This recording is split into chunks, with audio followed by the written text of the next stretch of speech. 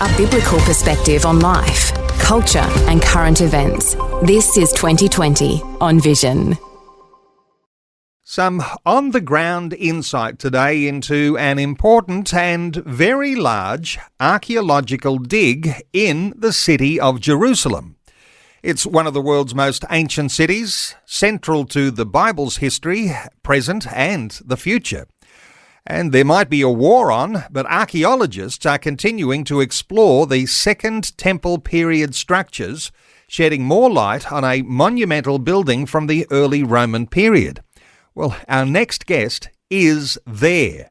Dr. Brendan Roach, the founder and president of the Bible teaching ministry called AXX, AXX. One of his central passions includes a focus on archaeology, having studied with some of the best biblical archaeologists in Israel. Brendan Roach, always a pleasure. Welcome back to 2020. Hi, Neil. Thanks for having me. Coming here live from Jerusalem for you today. Hey, Brendan, before we get into the archaeology, are you feeling safe? This is a time when not too many visitors are going to Israel and into Jerusalem, but how are you feeling about being there? Is there a safety aspect to what you're concerned about, or is everything feeling good? Yeah, the safety concerns are real, and family and friends are concerned about us being here. And I would say, without exaggerating, there'd only be 1% of the amount of tourists that are normally here in Jerusalem at the moment. And we've stayed in Jerusalem because that is very, very safe. To be blunt, no one's going to be firing missiles at the Al-Aqsa Mosque or the Dome of the Rock. So yeah, it's very safe here, but outside of Jerusalem, the risks increase. We haven't gone to Bethlehem or Jericho or even down to the Dead Sea, to locations that would take us anywhere where there's a lot of internal things that are happening in the West Bank area. Gaza is not much capacity to strike now, so that's not really an issue. You can't go to Tel Dan or any of the areas in the north because, as you'll be aware on the news, there's lots of missiles still being fired in that region. But here in Jerusalem, it's very safe. We're sort of finished up. We're flying out in the morning. And so we went down to Tel Aviv. We were trying to find something to do for the day. And as we're coming back, we're getting on the train to come back in Jerusalem. And the cabin that we were in had 20 guys with military rifles in there.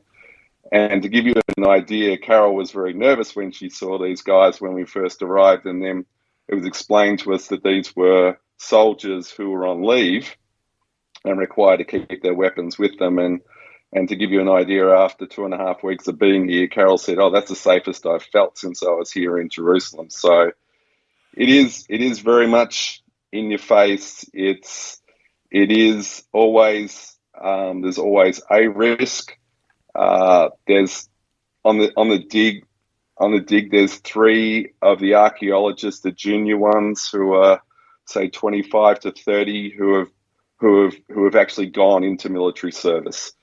So it's one. I don't know what he did. You've got to be very delicate and not just be inquisitive. This is people's real lives we're dealing with here. And he was back within about 4 days, but the others have gone off for significant stints. And one of the archaeologists, I asked him, I said, "Well, why are you carrying a gun?" He had a handgun tucked into his pants. And I said, "Why are you carrying a gun?" He said, "Well, he said, "I've never carried a gun before, but after the massacre of October and the captivity, I just feel that I need to do that for my own family's safety." So it's a very somber / some people are actually very desperate here in Jerusalem. A couple of the shopkeepers, anybody who's been to a country where there's a lot of bartering going on, there's a bit of backwards and forwards. And if you show interest in anything, I say that with every step you walk away, it gets cheaper. But it was beyond that here. There's a real sense of desperation. In the old city, anybody who's been there, there's probably 80% of the shops are closed. a real desperation to get you in and buy anything in any of the other shops. So it's a very somber but calm, if that makes sense, as to the situation here in Jerusalem at the moment. And of course, things can change minute by minute. The war still happening and the nation still reeling from the October 7th massacre, and then the subsequent war, and Israel seeking to shore up its defence by taking down Hamas. But those threats from whether it's Hamas or Hezbollah in the north, the Houthis in Yemen, the proxies of Iran, all of these threats are causing there to be a certain sense of insecurity there, even in Jerusalem. But let's get back to the archaeology. The closer you are to the Temple Mount, the sacred sites of Jerusalem, the less likely there's to be any sort of bombing attack there. But you've been working in a very special place and a very large excavation that's going on now. Is this like the dream job for you, being there in Jerusalem right now and working so close to the Temple Mount? Yeah, I mean, this is definitely a bucket list item for me. It was 1996. I studied archaeology at Hebrew University in Jerusalem. I think it'd be fair to say that's the number one biblical archaeology university in the world. So I was fortunate to study there for a couple of semesters, and then just life moves on, right? But sort of had spoken to a good friend of mine, Hillel Giver, who's one of the leading archaeologists of Jerusalem. He's just published his 10th volume on Jerusalem, which he gave to me last week, and I sort of said to him 10 years ago, can you do another dig? He was late 60s at the time. He said, no, that's way too much hard work. And I'd sort of forgotten about it. And then I heard about this dig in Jerusalem, called him up, and I said, mate, can you pull a few strings for me and get me on the dig, being run by Hebrew Uni? And sure enough, he was able to do that. So I've been working on the dig for 2 weeks, and it was just a fantastic, tick all the boxes, loved it experience. Okay, it's the dig on the Ophel. That's Ophel, as I understand it. Yeah. And for listeners, it's the area of land between the Temple Mount and the city of David. How do you describe the geographical location of this dig? Yeah, so those of you who have been to Jerusalem, you would have seen the Temple Mount. You've probably visited the city of David. It's called the Southern Archaeological Park. It's called the Davidson Center. It goes by a lot of names. Unfortunately, a lot of people, just do the traditional things in Jerusalem. Limited time and budget. We understand that, but it's a great site to go and visit. But it's also the location that is full of mikvahs or ritual baths, and it's also got massive platform, massive steps that take people to in Jerusalem. I can guarantee you that by 2 square meters stone, Jesus would have, because it's the entrance that the pilgrims used to enter into the temple during the time of Jesus. So it's also the area that I believe is highly likely, although I'm having my own internal debate in my head about this with the Pool of Siloam at the moment. But it's the area that I believe is the location of Peter preaching on the day of Pentecost, because it's one of the 2 locations in Jerusalem where you could gather a large crowd and 3,000 people could be baptized in one day by using the ritual immersion. So we're literally about 20 meters away from that entrance. And it's just, it's just phenomenal. It's like, I can't even give you an analogy because you can't excavate on the Temple Mount. So it's about as close as you can get to the Temple Mount without physically going onto the Temple Mount. We might all do a collective wow with the location, because the site where Peter preached on the day of Pentecost, and we'd all think of that as the start of the Christian church. 3,000 added on that day, as you say. There's crowds that would have gathered there.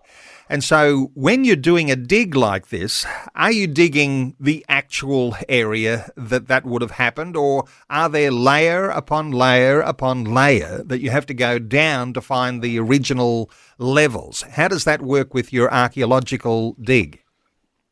Yeah, so that's exactly right, Neil. We start with the layers coming from the later periods, as you understand, and then going down, and then either through being abandoned or earthquakes or just time, different people build on top of one another.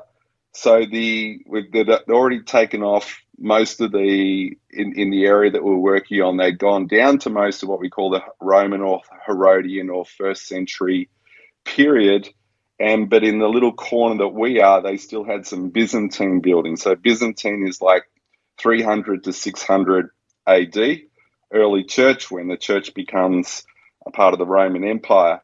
And so we've been removing those buildings. I did a probe down to bedrock, and half of the site is already down the Roman area. And I was working in one of the Byzantine houses for most of the period of time. So we're taking off those layers. They're digging there for another week, and by definitely they only dig 3-4 weeks a year. By the next 2 years, they will be down into the Roman period, which I'm very biased. That's the period that I love. First century Jesus stuff. Just like a pig in mud there. So, hey, Brendan, what are you finding? Is it just, we've discovered the wall of a house or an alleyway? Are there particular artifacts that you're finding that could be hidden under the rubble? What sort of things have you uncovered?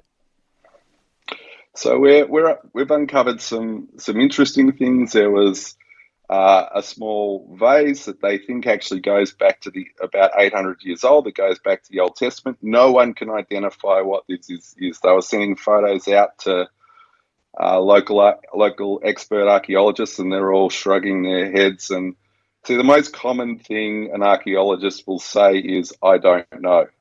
So it's, for the average person, that's a little bit frustrating. But in that, some interesting, cool finds that I found personally. I found an intact, almost completely intact cooking bowl. So that was really nice. And I also found a nail. So that was really good. So I was joking around a little bit. There was a couple of Christian guys digging in the next room next to me. I pulled up the nail. It was sort of bent like a fishhook. And I said, "Oh, look, I found Peter's fishing hook." and then I sort of took it out and took it up to the lead archaeologist and said, "What's this?" Because it was clearly metal, iron, and a lot of corrosion on it. And he said, "Oh, that's a nail." And I went, "Well, that's pretty cool. I mean, it has, obviously." And then I told everybody I found a crucifixion nail, and they all just laughed. But it was sort of, it was cool to actually, for me, just to go, "Hey, I've found an actual nail from probably about 200 years past the time of Jesus that would have been used for carpentry or home use, not for crucifixion." So it was a lot smaller. But it was sort of like a little moment there. I was going, how cool is this to find a nail that was, not that Jesus being crucified is cool and exciting, but it's the critical point of our faith, right? So that was nice.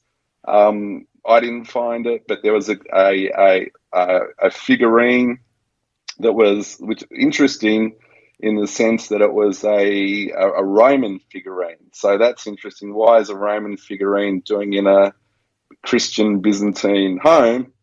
So that's a little bit of an interesting scenario there. And then there's literally, thousands of potsherds and other bits and pieces, lots of coins.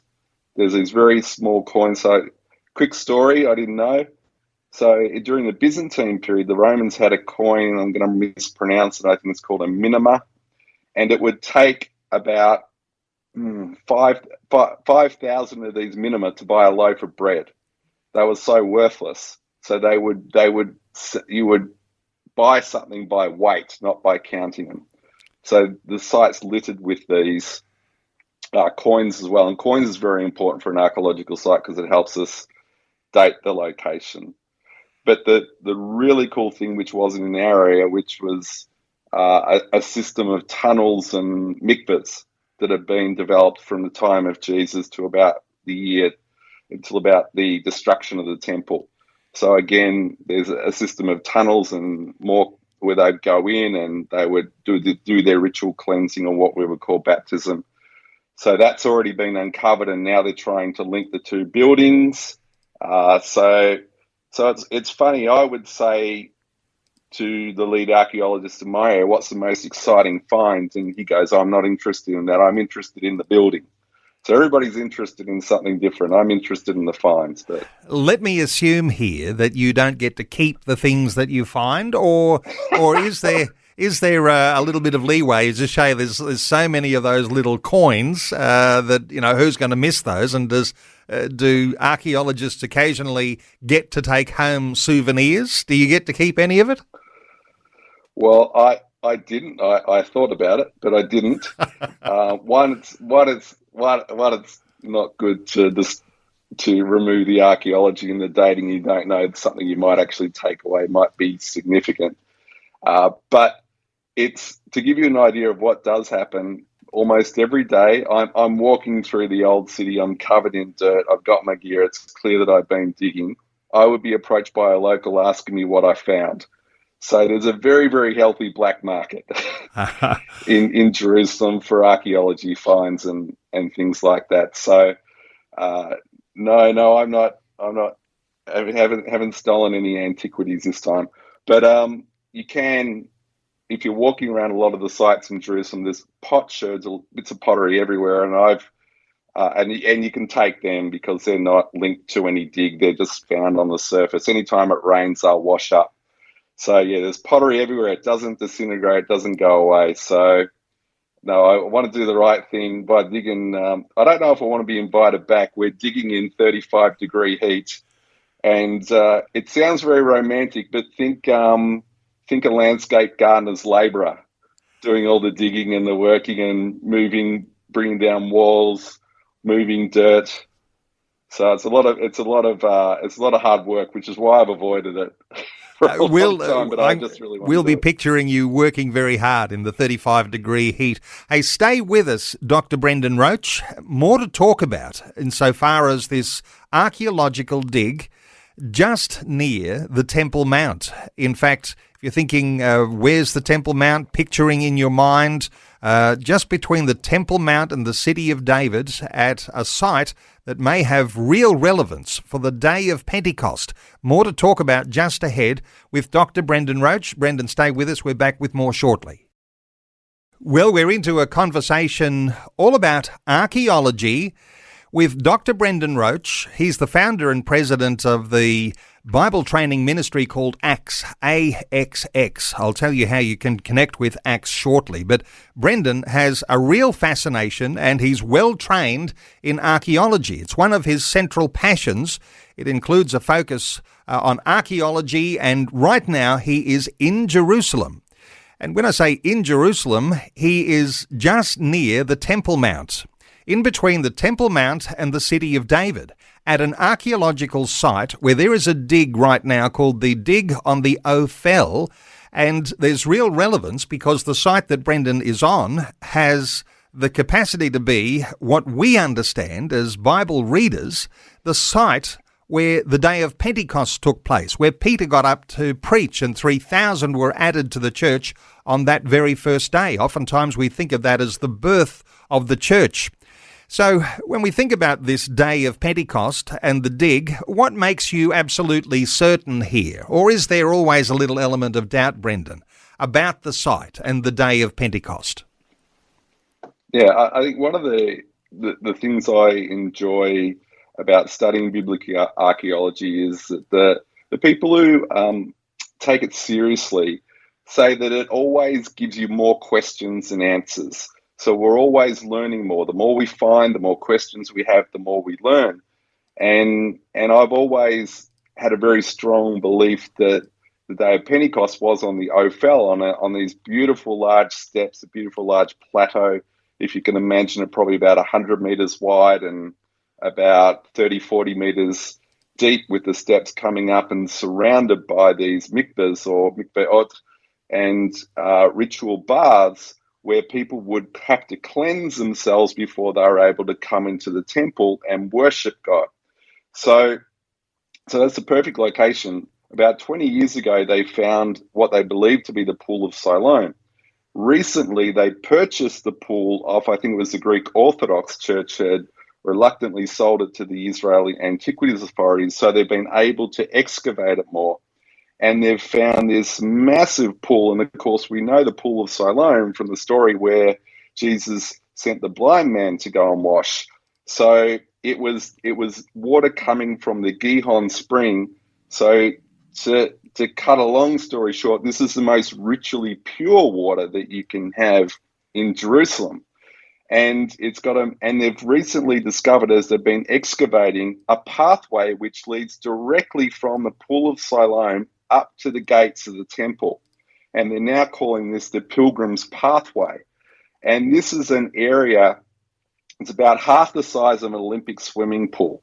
So you can just literally, during the pilgrimage times, they say minimum 100,000, but potentially some people say even up to 1 million. Most people would sort of be around that 100 to 200,000 pilgrims coming up. So you imagine how many people need to be washed and cleansed. But you also sets a great foundation for, and Pentecost is one of the pilgrimage days. So it sets this great foundation for the background of the story there. And I'm having my own internal debate, but I'm now starting to shift towards the Pool of Siloam as the place where Peter was preaching, because these are the pilgrims here, the devout men and women of God who want to worship God, and they're expecting Messiah to come, and here Jesus is coming with the message. It asks a few more questions, but I'm leaning towards it now. Wow. And you've been working on the dig there, and the Pool of Siloam, there's no doubt about that pool being the pool, because if we took this even deeper, don't we take this right back to Hezekiah, who eventually, after building that pool, had it fed by water coming through at the Siloam tunnel. So what you're walking through in those tunnels may well be just dated all the way back to Hezekiah. And I think listeners might be familiar with the Bible story of the Assyrian king Sennacherib, who was besieging Jerusalem. So when you're there, do you have this sort of sense of history, of biblical history, when you're in these places, Brendan? Oh, yeah. I mean, do a little bit of a shameless plug. In the next few days, I'll be putting up on the AXX YouTube channel me doing some walks and talks through the different sites. And one of them, just I put up on my Facebook page at the moment, I was surprised how popular it is. It takes 40 minutes to walk through the city of David and Hezekiah's tunnel. And that's had so many views. And 20 minutes of that's walking through Hezekiah's tunnel, which you can do as a tourist. It's about knee deep in water. And it's just an amazing, it's one of the biblical stories that I love. No one to this day knows how they did it. They dug from two ends, came into the middle, and the water flowed. So this is time pressure, largest army in the world coming to invade, and just miracle after miracle after miracle is encompassing this story. And you can literally walk through the tunnel, pitch black, no lights, provide your own lighting. It's a tunnel, people. It wasn't designed to be walked through, but unless you're claustrophobic, everybody I've taken Israel just absolutely loves it. Comes out of this from the Gihon spring, going past the shaft where David climbed up and captured the city of Jerusalem. You walk through the other end, and you've got a small pool, which is not the Pool of Siloam. You've got a small hill that you climb over, and then you go into the Pool of Siloam. There's no water in the Pool of Siloam. They've dried it out as an archaeological dig now. But it just reeks of biblical history from the city of David, King Hezekiah, all the way up to Jesus and the story of the healing of the blind man. It's just, yeah, I love it. I've been through the tunnel probably 15 times. I feel like I'm getting a bit old because you have to crouch down, because the average male height at that time was about 150 centimeters, about 5 foot tall. So you're sort of squashed in and you're bent down, and I'm getting a bit old for that now, but it's still fun. It's still fun. And then you can come up through the parallel path at the moment to the Pilgrim's Way. They haven't completely tunneled that out yet, but a parallel path through a drainage tunnel, you can then walk your way right back up to the old city. So it's a very cool experience, very nice. Any Bible geek would love it. When you say Bible geek, I was about to say, I don't know that there are too many people putting the hand up to say, I think I'd like to be an archaeologist and work out in the 35-degree heat like we were talking about.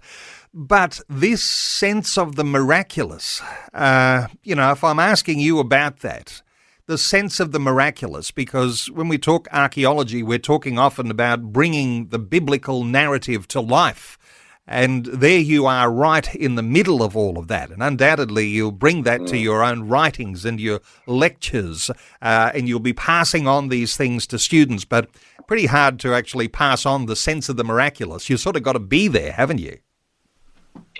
Yeah, and even we might sound a little bit strange for particularly Pentecostals or evangelicals, but even just going down and praying at the wall, the Western Wall, is a special experience, and going into different places where people are singing and praising God, whether they be at the Tomb of David, Jewish people, or if you go into the upper room and it's Pentecostals, or you go somewhere else and it's a group of evangelicals or Catholics, like it was that I went 2 days ago to the Garden Tomb, and there's a couple of Catholic groups singing hymns. It's just a beautiful ecumenical environment where people are praising God, worshipping God, connecting with God in a way that, I was a bit skeptical before I came here the first time, but it is something special, it is something different. It does enable a connection with God that many people don't find in other places. I don't say you can't find it, but many people don't find it in other places. Hey, as I understand it, when there's a dig like the dig on the Ophel, there'd be a small army of archaeologists who are coming from all over the world. Is this the case? They're coming from everywhere. I mean, it's all by invitation, but there's a big, wide expanse of people who want to desperately be there. Yeah, there was 40 people on our dig, divided into two sections and then subsections and all that sort of thing. So had a big cohort of American students there. We had a couple of people from India and from Singapore and Malaysia, and it's quite a global community. And Israel is the most multicultural country in the world, so there were a lot of Israelis there, but they come from Europe, they come from other places around the world. So it was a really great mix of people who were doing things. I was surprised. I thought I'd be the oldest person on the dig at age 60, but there was a lady there who was 70, who's in her third career, and she started volunteering on these digs 10 years ago, and now she's become a glass expert that everybody refers to for first century Roman glass. There was probably 4 ladies in 60 plus who were cleaning the pottery. So there's something that they weren't doing the digging.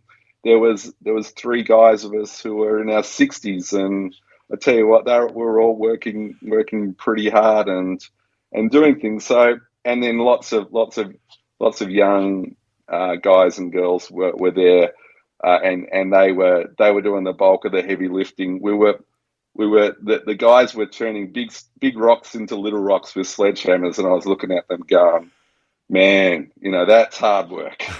and they're loving it. They're loving it. They're having competitions with each other who can smash the rocks up. It was just a great atmosphere, global atmosphere, Christians, Jews, everybody there. And it was a great environment to have. You're sitting there digging away and you're having lots of conversations with people about life and what they believe and all that sort of thing. So it was, and because we're digging out, a lot of biblical stuff as well, it revolves a lot of discussions around the Bible and faith and why are you here and what are you doing in God. It was just a great time. Loved it. And when you say, one of the most popular expressions from the archaeologist who finds a figurine or a nail, as you did, and someone says, "Well, where's it from? What's the age of this?" and the "I don't know" is a popular expression. But when you've got 40 archaeologists working on site, is it the case that everyone gets around and somebody's got some better idea to offer as to the authenticity of the piece that you're holding? Oh yeah. There's just expertise dripping around the place, which is why you can ask all these questions. And a lot of the times, I was talking to the archaeologist about a pool of Siloam, one of the lead archaeologists, and she said, later when I left, she said, I wish we could have had more conversations. So I think we have more conversations in digging. But so they're literally now, there's such a network of them globally. They take a photo of something, which they did. They took a photo of the figurine and sent it off to an expert in Tel Aviv, and within 30 seconds, they get a reply back saying, oh, yeah, this is this, and this. So identifying the objects is normally not that difficult. What does that mean? Yeah. What does that mean? I said to them, look, I said, I'm a preacher. I can give you a story about what that means. And they're much more conservative. They're going, no, we need to. So they will take a year, that they dig for 4 weeks. They will take a year to collate all the information and to come to a conclusion. They'll get the coins clean. They'll take it very slow and steady, but they're a very conservative group before they want to make a declaration about something. And then they'll come back with the answer, or sometimes it'll take 3 to 5 years before they get an answer on what an object might actually be, let alone what does that mean and what's its significance. So, yeah, it's all, they're very conservative. Or you get the how can I call it, the we want to get a click on Instagram group who will say and do anything.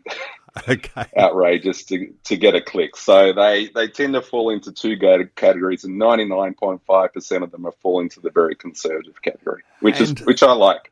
And most of our listeners will be thinking, I actually want to hear the story of the preacher about what that might mean. So don't underestimate your own insights here. Hey, you're doing the geek thing.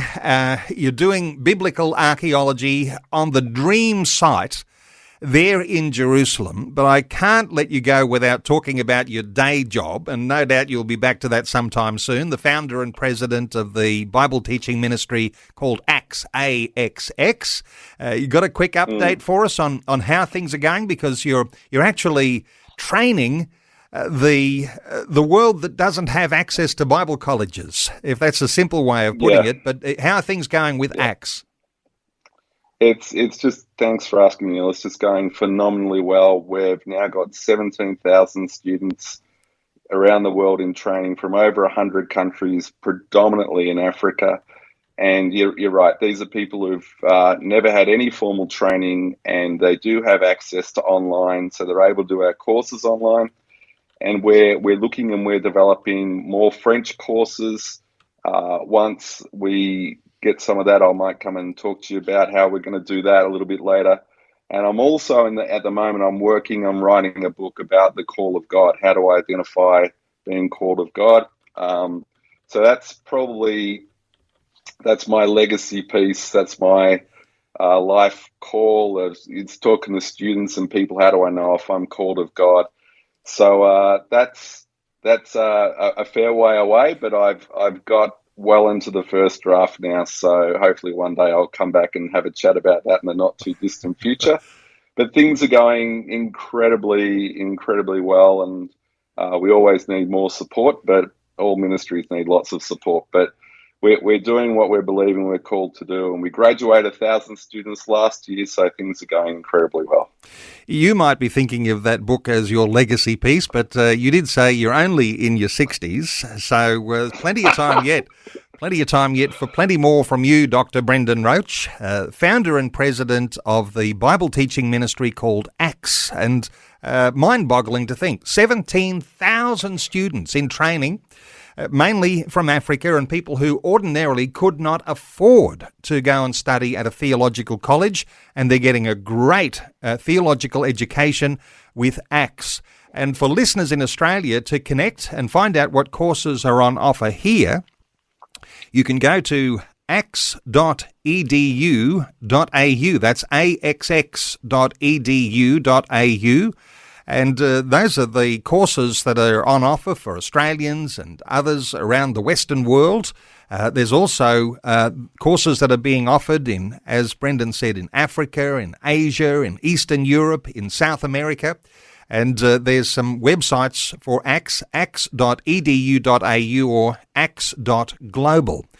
Brendan, just wonderful getting your insights, and thanks so much for talking to us from the dig site in Jerusalem, Dr. Brendan Roach, and appreciate your insights, and I do look forward to catching up again sometime soon. Thanks so much for sharing these things with our listeners today on 2020. No worries, Neil. Love to talk about this anytime. See you later. Thanks for taking time to listen to this audio on demand from Vision Christian Media. To find out more about us, go to vision.org.au.